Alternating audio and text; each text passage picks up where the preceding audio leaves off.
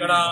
ఉపాధి పెంచాలనే ప్రధానమైన ఉద్దేశంతో స్వయం ఉపాధి పథకాలకు సంబంధించి దాని క్రమంలో ఇక్కడ మరి ప్రత్యేకంగా మహిళా సోదరులకు సంబంధించి వారిని ఉద్దేశించి ప్రధానమైన కూడలిలో మరి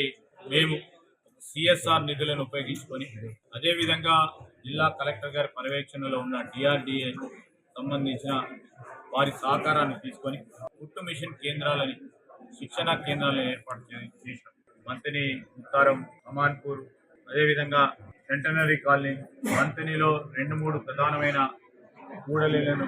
ఈ కుట్టు మిషన్ శిక్షణ కేంద్రాలను ఏర్పాటు చేసుకొని శిక్షణ ఇచ్చే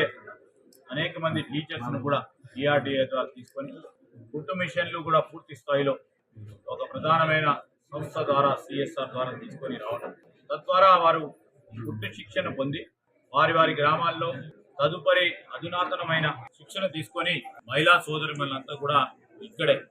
వస్త్రాలను మరి వారు కుట్టి గ్రామాల్లో ఈ మండలంలో లేకుంటే జిల్లా సంబంధించిన వారికి డిమాండ్ వచ్చినప్పుడు రాష్ట్రంలో కొత్త డిజైన్లు కొత్త ఫ్యాషన్లు కూడుకున్న అంశం వచ్చినప్పుడు వారికి ఇక్కడి నుంచే డిమాండ్ ప్రపంచవ్యాప్తంగా దేశవ్యాప్తంగా రాష్ట్రవ్యాప్తంగా ఉండే విధంగా వారికి పని కల్పించాలనే ఉద్దేశంతో మరి ఆ సోదరిమణి వారి